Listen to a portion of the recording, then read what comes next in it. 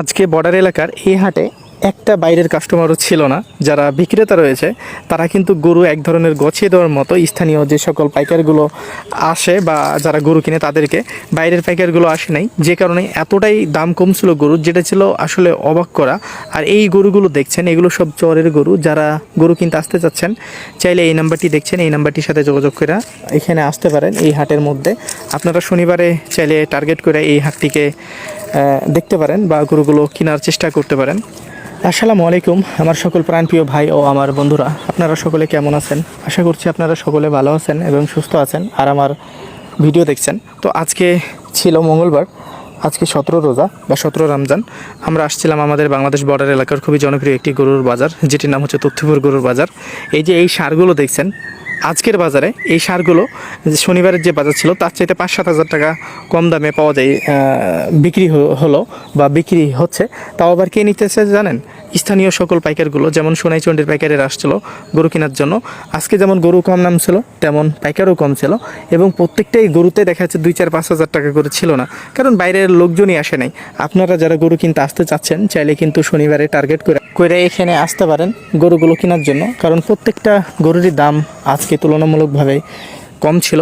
কারণ এখানে গরু যেমন কম ছিল, বাইরের পার্টি একটাও ছিল না। আপনারা অনেকেই জানেন যে এটা রমজান মাস চলছে, রমজান মাস উপলক্ষে দেখা যাচ্ছে অনেকে গরু কেনার ইন্টেনশন নিচ্ছে বাট আসতে পারে না, এরকমও অনেক সময় হয়ে থাকে।